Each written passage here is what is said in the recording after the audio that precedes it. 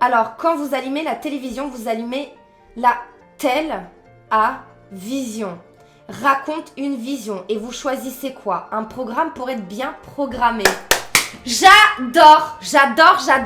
Bravo à toi, Pongao. Ne vous laissez pas berner. Faites votre propre opinion. Et déjà, quand tu pars du principe que ton cerveau ne fait pas la différence entre ce qu'il vit et ce qu'il imagine, je pense qu'on est vraiment à l'âge de pierre concernant nos capacités psychosensorielles et du coup le fonctionnement de notre cerveau. On est à des millions de kilomètres de savoir réellement comment il fonctionne. Je pense que tout ce qui est séries, films, bon, sans parler des médias et tout, la télé, tout ça, ça fait depuis des années que je regarde pas. Mais quand même faire attention de quand même déjà vibrer haut, d'avoir une bonne programmation parce que du coup, je suis persuadée quand vous regardez des séries où il y a beaucoup d'émotions, comme par exemple quand vous regardez un film, il va vous balader d'émotion en émotion. Si vous regardez un film comédie, vous allez rire. Un film d'horreur, vous allez avoir peur. Un film dramatique, vous allez pleurer pour un truc qui n'existe pas. Ça vous montre à quel point la télé peut duper votre cerveau. Et le truc dans l'histoire. Merci pour le follow, Noémie. Mademoiselle Noémie, bienvenue à toi sur le chat, moi, et sur le live. Donc du coup, la télé a une telle capacité donc du coup de vous balader d'émotion en émotion parce que donc le cerveau ne fait pas la différence entre ce qui existe et ce qui n'existe pas. Donc imaginez les répercussions d'une série TV ou d'un film qui vous fait, et surtout une série TV longue où du coup tu ressens du coup de la peur, de la colère, de l'injustice. Mais c'est des bad moods. Et si tu regardes tout le temps des programmes comme ça, mais en fait, t'es programmé à ressentir ces trucs.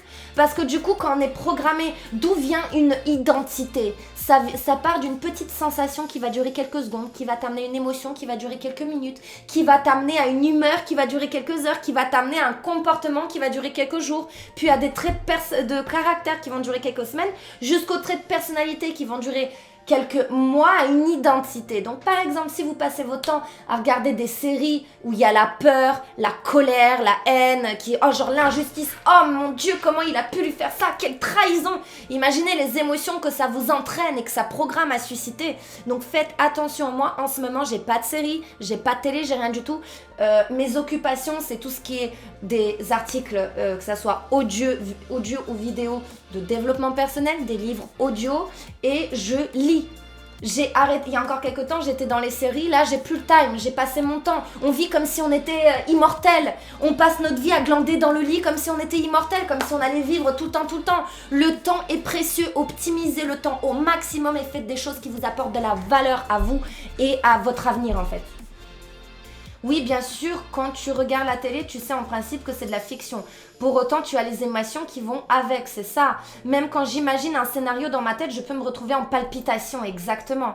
Et me mettre très mal juste à cause d'une histoire fictive dans ma tête, exactement. Mais parce que ça programme. C'est pour ça que maintenant j'ai arrêté. Je dis pas que je vais plus jamais regarder de séries, de films, non.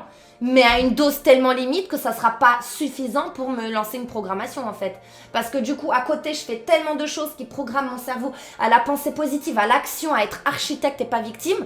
Si je vais regarder un petit film négatif, ça va pas non plus avoir des effets de ouf sur moi. Mais si je passe ma vie devant la télé, toutes les personnes là qui sont devant la télé H24, qui sont au chômage ou qui font des trucs qui, par exemple, ne leur apportent pas de plus, mais ils se trouvent dans quel état psychologique? Vous, par exemple, s'il y a des personnes... Bon, je pense qu'à cette heure-ci, la plupart des personnes qui sont réveillées, c'est des personnes qui sont motivées.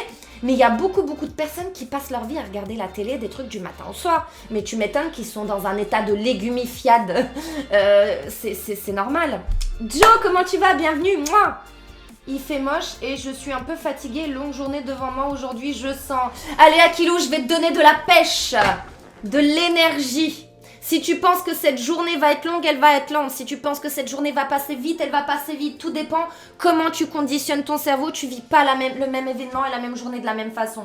Donc conditionne-toi à te dire la journée va passer vite, je suis dans des belles vibes et les événements extérieurs ne viennent pas impacter mon bien-être intérieur. Non, ça c'est formulé négativement. Mon bien-être intérieur est imperméable aux événements extérieurs. Donc le mauvais temps est un événement extérieur, t'as pas le contrôle dessus. Donc du coup, essaie de te dire qu'il fasse beau ou qu'il fasse moche, je me sens bien dans ma vie en fait. Alors Pongao, je te rejoins à 100%, j'ai fait stopper la télé durant le premier confinement. Et ma femme, car elle dormait plus, comme c'est bizarre. Après moi, ma zone elle est bien et je protège mes proches sans les forcer, juste en donnant mon avis. Tu as bien raison. Après, ça sert à rien. Moi, j'ai plein de personnes dans mon entourage, des amis très proches qui sont à bloc dans BFM TV et compagnie. Je leur ai déjà dit ce que je pense, mais je vais pas user mon énergie à essayer de les convaincre et les changer. Chacun suit son cheminement, chacun suit sa route à son rythme. Tu vois ce que je veux dire? Parce que ma conception d'esprit n'est pas la même que eux. Je vais pas leur imposer ma conception d'esprit, même si j'en suis persuadée que ma conception d'esprit va les aider. Mais ça sert à rien, tu ne peux pas aider quelqu'un qui veut pas se faire aider. Petit à petit, il fait son chemin seul et ça viendra tout seul.